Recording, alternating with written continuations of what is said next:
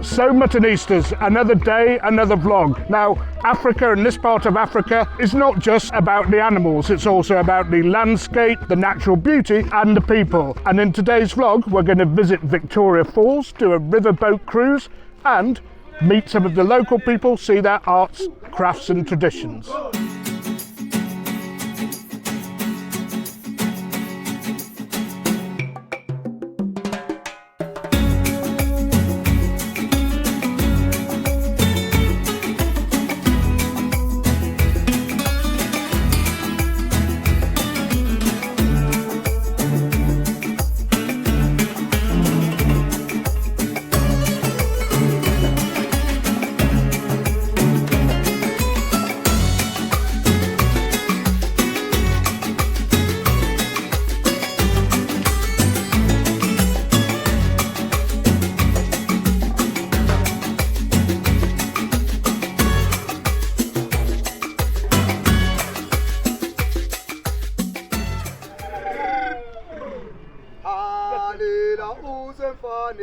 Zimbabwe, Zimbabwe. Listen to this.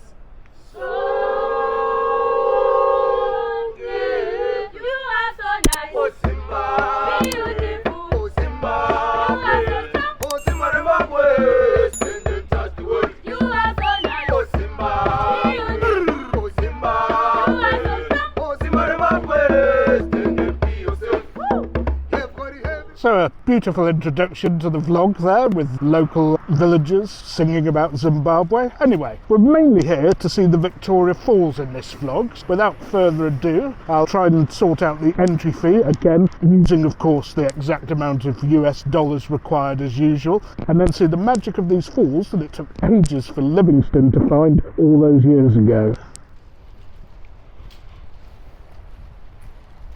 Just to give you a little geographic orientation here, the Victoria Falls straddle the border between Zimbabwe and Zambia, and most of the falls are on the Zimbabwean side. I do think I read somewhere that you can see 70% on the Zimbabwean side and 30% on the Zambian side. I mean, maybe you can see the whole lot, I don't know. But this area is very close to a quad point between four countries. In other words, a border where four countries meet: Zambia, Zimbabwe, Botswana and Namibia. Anyway, it's going to get very wet here. I don't know how much camera work I can do without the camera getting irreparably wet, but let me give you a little taster for what I'm going to see soon, because this viewpoint is actually quite dry, but you can get a good idea of what's going on.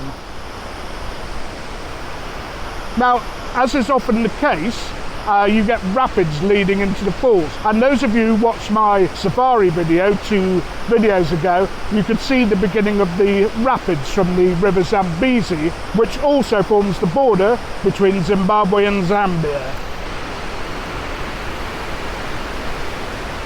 So, behind me, Muttonistas, is the statue of the man who found this all, the British explorer Livingstone. Now, he found these falls in 1873, which isn't, I suppose, that long ago. I wonder how they remained hidden for so long. And of course, back then, there was no Zambia or Zimbabwe, it was all a big British colony, Rhodesia. We had northern Rhodesia, which is now Zambia, and Rhodesia, which is now Zimbabwe. And I have to say, he looks as hot and knackered as I do now.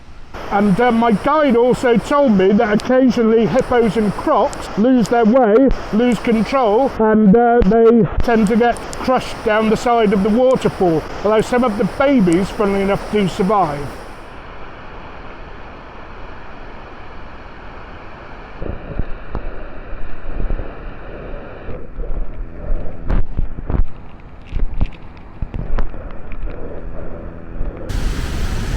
And we couldn't quite see it all because of the mist, but apparently that was Livingstone Island, which is part of Zambia, and man is it hot. Unfortunately, Muttonistas, at that point, the spray and all the water in the air really affected my microphone badly. Some of the variable sound beforehand can be put down to that, but what I can say is that this is a place that I think everybody should go to once in their lifetime. Easily the most spectacular falls I've ever been to, and my little vlog doesn't even begin to do it justice. The size, the magnitude, the majesty of the falls. But one thing you should remember, is to bring or hire a Mac and an umbrella. You need them. So, something more sedate now. Here we are by the riverside for a luxury river cruise, and hopefully we get to see a bit of wildlife on the banks, but one very encouraging sign is that the boat appears to be fully licensed. So, settled down nicely on the boat, and after a really hectic morning and early afternoon, never has a quick slurp been merited more than now. So we've just been given the safety briefing, life jackets, fire extinguishers and so on and so forth, although given the captain's just said that the one thing we're bound to see on this tour is crocodiles, not sure what the point is, float in the water before being eaten. Anyway, never mind, time to order another one. Well, we haven't seen anything yet, but one thing that had to be done and involved a little change of tack is have a Zambezi on the Zambezi. Quite a lot of small jetties and private boats. I'm not sure I'd want to take a little speedboat into a crocodile-infested river. Maybe it's not as unsafe as I'm thinking it is.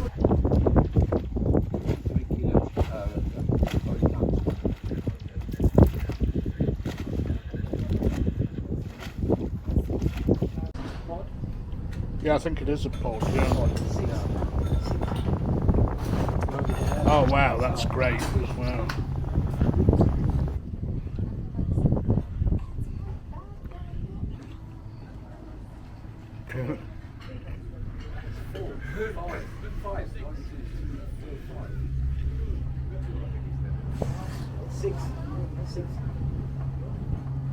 So the one question is, where are the Crocs? I mean, have they been hunted so that there aren't many of them here? Or is it too hot for them? Or are they in a different stretch of the river? Do they require water levels to be of a certain level? I don't know. What I do know is that a British tourist got nabbed from a whitewater rafting vehicle or a whitewater raft in December. So there must be a few of them here somewhere. So I think it's likely we'll see them eventually. We may as well get on with the job in hand whilst we're waiting.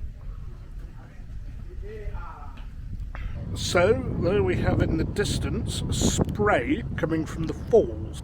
I'm amazed you can see it so far off. I mean, it looks more like smoke from a fire or smog, but it is actually the spray. But unfortunately, Muttonistas, the crocodiles seem to have gone on strike. Never mind. In all the other vlogs, something good's happened right at the death, so let's hope and pray it does today. Wow, more hippos. This is about as close as we've got.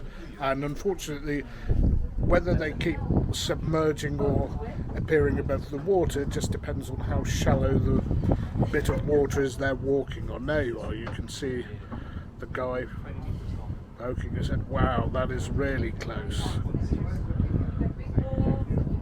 Here's looking at you, kid. So Muttonistas, unfortunately, no Crocs, but plenty of hippos snorting away, beautiful scenery, really comfortable boat, free-flowing booze, and a gorgeous sunset.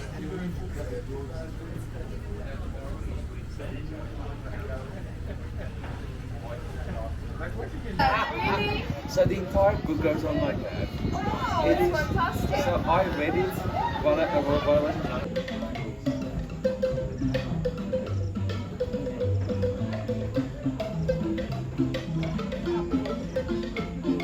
So I do hope you enjoyed the vlog, even though we didn't see the almighty croc, but if you look back at my video of the crocodile farm, there are plenty there. This is sadly the end of my African series, the end of my African adventure, but don't worry folks, plenty more travel, plenty more football coming up. Don't forget, as always, like, share and subscribe, and above all, don't forget, you can't beat a bit of mutton.